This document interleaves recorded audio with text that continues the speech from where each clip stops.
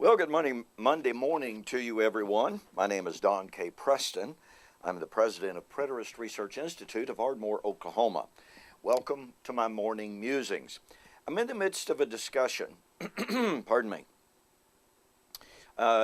giving a little bit of explanation of how the early church could have, quote, missed the Parousia. The question submitted by several different viewers. Oh, and by the way, if you have a topic, a subject, or a question that you would like for me to develop, discuss here on my morning musings, send me an email. Go to my websites, www.eschatology.org or www.bibleprophecy.com. Send me an email and say, Don, I'd like for you to discuss the following. Some of you have done so, and I think I've lost your emails, and I'm really sorry about that. But if I haven't responded to your question, please resubmit, because I would like to share with you my thoughts on the things that you have questions about, and want to be any help that I possibly can. Okay, so the question was, if the parousia, if the coming of the Lord occurred in AD 70, why is it that the early church after AD 70 did not write about it and say, see, that was it? And I've shared with you that I think that the great apostasy that Jesus predicted for his generation, that we find on the pages of the New Testament, which, just think about this. Look at Paul writing to an entire region of churches, Galatians chapter 1, had to say in approximately 49 or 50 AD, I marvel that you are so soon removed from him who called you into grace to another gospel. You see how endemic the problem was, even in 49 AD? Well, it's just incredible. But anyway, I've shared with you that how profound the Hellenization of the early church affected its understanding of biblical prophecy. Well, there's another slightly different twist to this entire issue. We almost have to look at it from a different perspective. But it gives us insight into this entire question. By the way, this is something that the later writers never talked about. At least I haven't found it yet. Perhaps they did.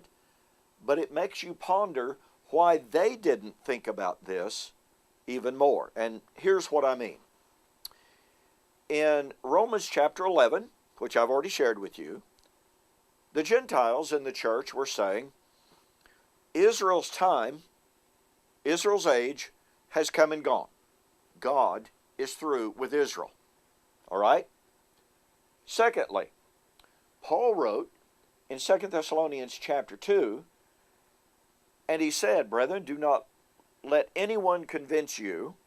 Do not be shaken in your mind, whether by letter or an epistle, as if it was from us, to the effect that the day of the Lord has already come. Number 3, 2 Timothy 2:18.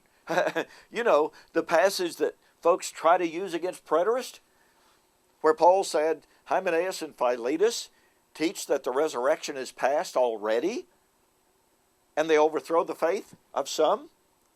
Now I want you to follow me on this. And again, this is slightly different than the previous segments because it comes at the issue from a different perspective.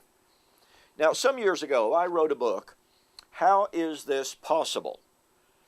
This particular version is a revised version of the book, expanded from the initial version. But I'll never forget looking at the Greek text one day, because I read the verse in the good old King James where it says, don't let anyone convince you that the day of the Lord is at hand. Well, I was reading the Greek text, however, and all of a sudden I realized this is the Greek word enestaken. It's in the perfect tense, and enestaken does not mean at hand in the perfect tense. Never. Ever. So I began to grab all of my different translations, and lo and behold, the huge majority of translations render it, don't let anyone convince you that the day of the Lord has already come. Now, I develop all of this in the little book, How Is This Possible? And here's the question that hit me like a thunderbolt out of heaven. The same with 2 Timothy chapter 2. The same principle applies in Romans 11. If the day of the Lord is an earth-burning, time-ending event in which every human corpse of every human being who has ever lived and died is reconstituted out of the dust of the earth and raised up out of the earth, how could anybody convince anybody that that had already taken place? Okay, I was raised, you were raised almost undoubtedly, with the view that the day of the Lord is when the earth and all of the elements will be burnt up in a moment, in a twinkling of an eye. Boom, flash, crash. Right? Okay. Imagine yourself, you're sitting in church, and you get a letter. And you have this concept of the day of the Lord that says, the day of the Lord is the end of time, the destruction of the physical creation, when every human corpse that is in the dust is reconstituted, revived, and raised. And you're sitting in church, and the preacher reads a letter that says, the day of the Lord was last year.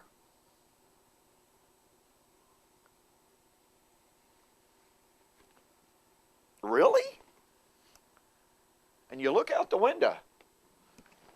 You go, no, I'm seeing rocks and trees and grass, and I'm looking up and the sun's still there. How could anybody convince anybody that the day of the Lord, of the destruction of literal creation, the raising of biologically dead corpses, of all who had ever lived, how could anybody convince anybody that it had already taken place?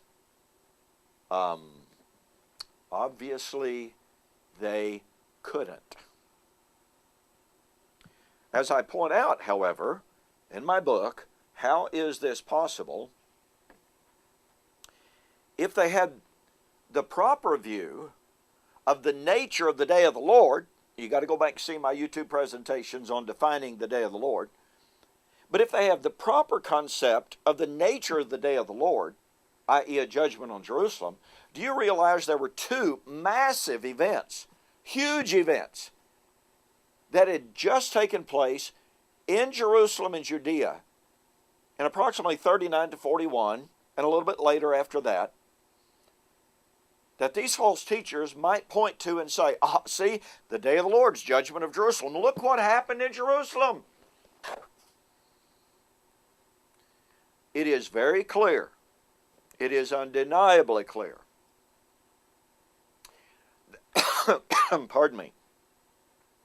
That those in Ephesus, 2 Timothy 2:18, those in Thessalonica, 2 Thessalonians 2, those in Rome, they understood that the fulfillment of Israel's eschaton was not the end of time. It was not a literal, visible, bodily, physical coming of Jesus out of heaven.